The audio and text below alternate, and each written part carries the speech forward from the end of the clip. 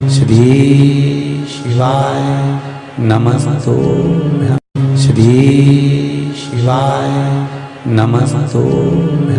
किसी व्यक्ति से कोई काम करवाना है, वो काम नहीं कर रहा, कोई फाइल आगे नहीं बढ़ रही है, कोई कार्य अटक रहा है, या फिर कहीं रुपया पैसा अटक गया हो, नहीं निकल रहा हो, तो एक जल के पात्र में जल भरकर 5 बेलपत्री शिव जी को समर्पित कर कुंदकेश्वर महादेव का नाम लेकर एक सफेद पुष्प बेलपत्री के ऊपर जो शिव जी को चढ़ाई है उस पर समर्पित कर जल जो लेकर गए हो, अपनी उस कामना को कर कि मेरा ये कार्य अटक रहा है, ये कार्य नहीं हो रहा, कुंदकेश्वर महादेव का नाम लेकर धीरे धीरे जल की धार चढ़ाइए। और एक बात हमेशा याद रखना, फिर निवेदन कर रहे हैं, अच्छे से समझ लेना, शंकर जी पर जब जल चढ़ता है, शिव जी का जब अभिषेक होता है, शंकर जी पर जब जल चढ़ाया जाता है, दूध चढ़ाओ, जल चढ़ाओ, कुछ भी चढ़ाओ, पर एक बात का स्मरण अपने जीवन में होना कि इतने ऊपर से मत चढ़ाना कि जल चढ़े और छींटे आपके ऊपर। बहुत ध्यान दीजिएगा। हाँ, तो यहां तक वर्णन करा गया है कि शंकर जी का जल चढ़ा हुआ जहां से बहकर जाता है ना, उसको लांगा तक नहीं जाता। यहाँ लांगते हैं क्या?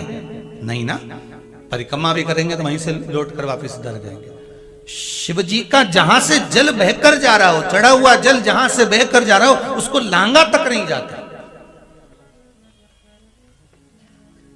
और कई लोग बड़े बड़े आनंद में शंकर जी पे इतनी ऊपर से जल चढ़ाएंगे तो वो छींटे पूरे अपने ऊपर आना चाहिए, शरीर पर आना चाहिए। नहीं नहीं, उसका दोष है महाराज, उसका दोष है।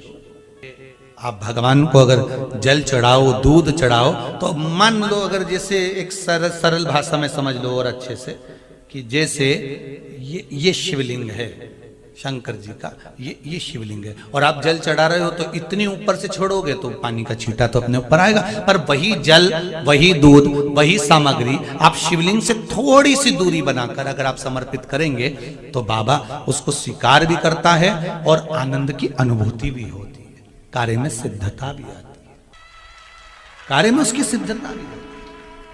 अब तुम तो ऊपर से छोड़ रहे हो जिससे वो पानी तुम्हारे ऊपर ही आए, तो वो एक अलग प्रसंग है, बोलिए एक अलग विषय। बहुत ध्यान देना महाराज, भगवान को कभी भी कोई भी सामग्री, जैसे भगवान के मंदिर में अगर फूल चढ़ाने जा रहे हो, भगवान के मंदिर में अगर पुष्प समर्पित करने जा रहे हो, तो फूल का मुख अपनी ओर नहीं होना चाहिए। फूल का मुख कहां पर होना चाहिए? जम के बोलो जरा, भगवान की ओर।